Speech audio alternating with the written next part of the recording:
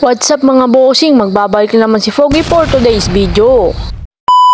Hello people! Tara, samahan nyo na naman ako sa panibagong kalokohan na naman natin.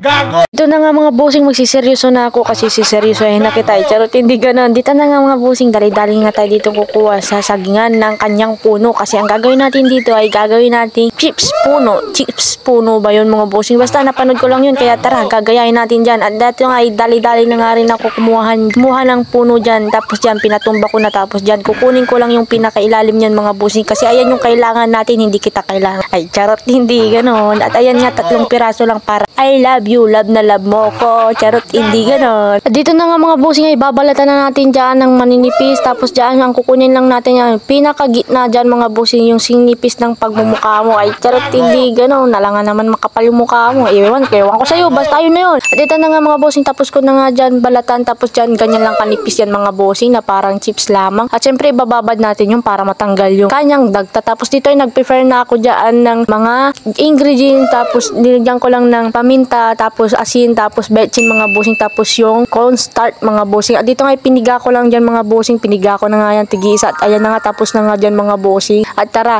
i-coat na natin yan dito sa harina na cornstarch na ginawa natin ng pangpalasa na parang ako, sobrang sarap-sarap ko. Ay charot, hindi ganon. At dito na nga mga bossing, pinaikot-ikot ka nga lang yan hanggang sa makuha niya yung gusto mo. Ay charot, hindi ganon mga bossing, pinaikot-ikot ko nga lang yan mga bossing hanggang sa kumapit siya ng sobra-sobra sa'yo para di ka niya iwan. Ay charot, hindi ganon mga bossing. At dito nga mga bossing ay tapos ko na nga rin dyan na ikot-ikot. Tapos dito ay bubuksan natin yung siling kaso nga wala palang laman. Kaya dito na lang tayo sa mahiwag kalan mga bossing. Ayan yung pinakamahiwagang kalan dito sa amin, sa probinsya namin. At dito nga dali-dali ko na nga rin dyan ilagay yung ating kawali. Tapos nilagyan ko na nga rin dyan ng mantika na parang mukha may charot. Hindi. Gusto nyo bang i-model ko to? Kaya tara, i-model na natin to.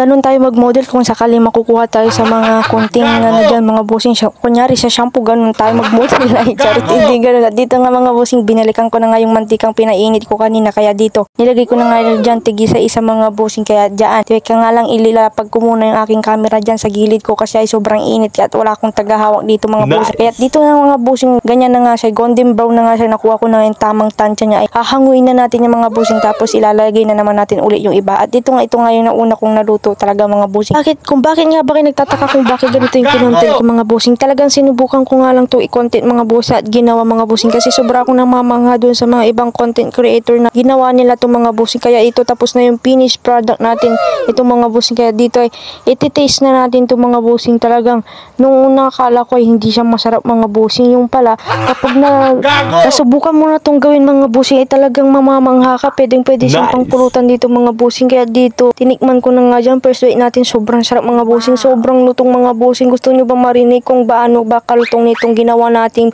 chips tumba? Basta ayun na yung mga bossing. Ayun na yung mga bossing. Ipaparinig ko sa inyo kung gaano to kalutong. Grabe nes talaga.